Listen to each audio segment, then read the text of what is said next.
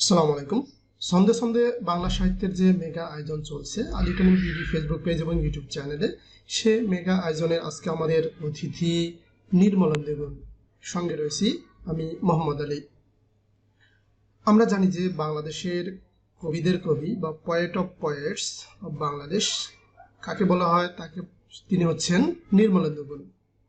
নির্মলেন্দু গুণের কাব্য, সন্ধে সন্ধে তার কাব্যগ্রন্থ এবং তার ব্যক্তি ও সাহিত্য জীবন সম্পর্কে তথ্যাবলী এই পর্বের মাধ্যমে আমরা জানার চেষ্টা করব। আজকে আমাদের ৫৮তম লেকচার অনুষ্ঠিত হচ্ছে, আর মাত্র ৬টি লেকচার অনুষ্ঠিত হওয়ার কথা বাংলা সাহিত্যে।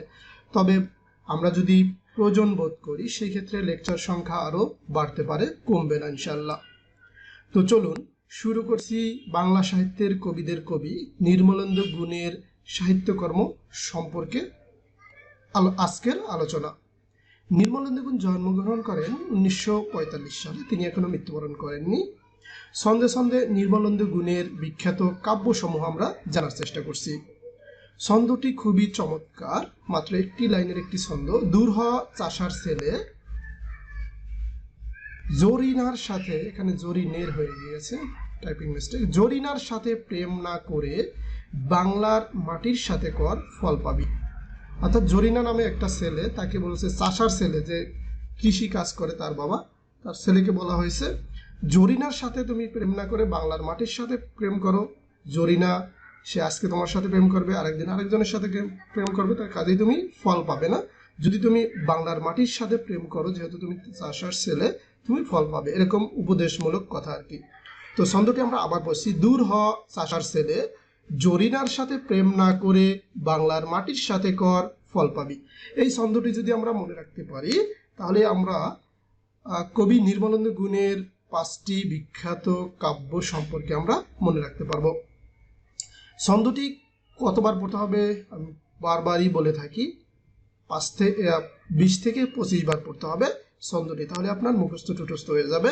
এবং কাব্যগুলো একদমই মুখস্থ করার দরকার নেই, জাস্ট 5 থেকে 7 বার আপনি কি করবেন, দেখে দেখে ছন্দের সাথে সাথে মিলিয়ে মিলিয়ে পড়ার চেষ্টা করবেন, লাউডলি অ্যান্ড শাউটলি, তাহলে আপনার মনে থাকবে ইনশাআল্লাহ।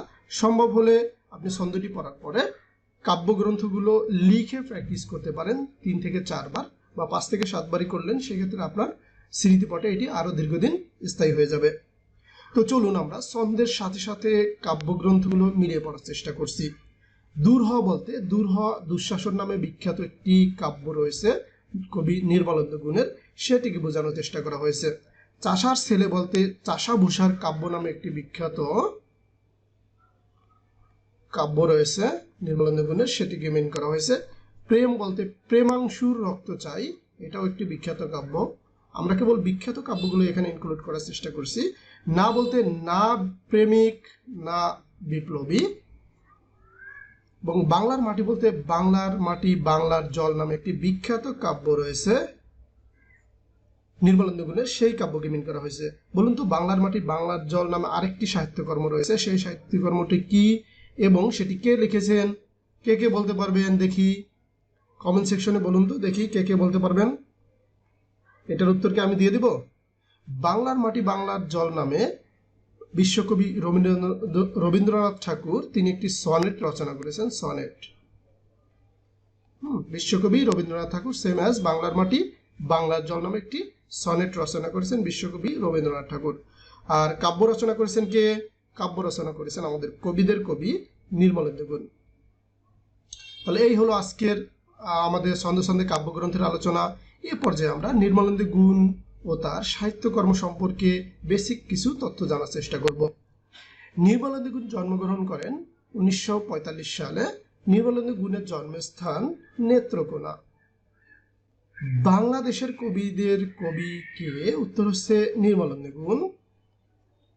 নির্মলেন্দু গুণের একটি বিখ্যাত কবিতা হচ্ছে হুলিয়া। হুলিয়া কবিতাটি খুবই বিখ্যাত, এখান থেকে বেশ কয়েকবার প্রশ্ন এসেছে।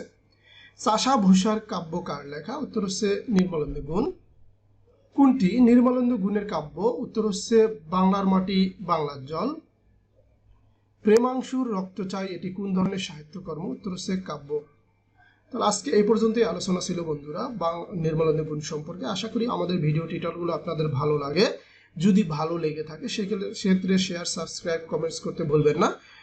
এবং আমাদের পরবর্তী আয়োজন থাকবে আমাদের 64 জন লেখকের সাহিত্যকর্ম শেষ হওয়ার পরে সন্ধে সন্ধে বাংলাদেশ অ্যাফেয়ার্স, সাধারণ জ্ঞান, ইন্টারন্যাশনাল অ্যাফেয়ার্স, সাধারণ জ্ঞান, এবং আমাদের যে বর্তমানে একটি কোর্স চালু রয়েছে, ফ্রি, পেইড কোর্স নয়, এটি ফ্রি। প্রতি শুক্রবার ব্যাংক জব প্রত্যাশীদের জন্য ম্যাথ ক্লাসের আয়োজন করা হয়েছে। সেখানে 10টি লেকচার অনুষ্ঠিত হয়ে গিয়েছে, আর মাত্র 6টি লেকচার অনুষ্ঠিত হবে। এরপরে ইংরেজি লেকচার নিয়মিত থাকবে, প্রতি শুক্রবার থাকবেই ম্যাথের উপরে। এছাড়াও প্রতিনিয়ত আমরা বাংলা ম্যাথ অর্থাৎ নবম গ্রেড থেকে বিসিএস থেকে শুরু করে একবারে স্কুলের ক্লার্ক পর্যন্ত অর্থাৎ 20তম গ্রেড পর্যন্ত শিক্ষার্থী ভাই বোনেরা বা চাকরি প্রত্যাশী ভাই বোনেরা যেন প্রিপারেশন নিতে পারেন, আমাদের আলী একাডেমি বিডির ফেসবুক পেজ এবং ইউটিউব চ্যানেলে এসে সেই ব্যবস্থা করা হবে। অর্থাৎ ম্যাথগুলোকে ভেঙে ভেঙে একবারে নবম গ্রেড থেকে 20তম গ্রেডের সকল শিক্ষার্থীদের জন্য বাংলায়, ইংরেজির পাশাপাশি বাংলায় ম্যাথ কোর্স চালু হবে, সেটিও সম্পূর্ণ ফ্রি আমাদের চ্যানেলের সুবাদে। তো সবাই ভালো থাকুন, আল্লাহ হাফেজ।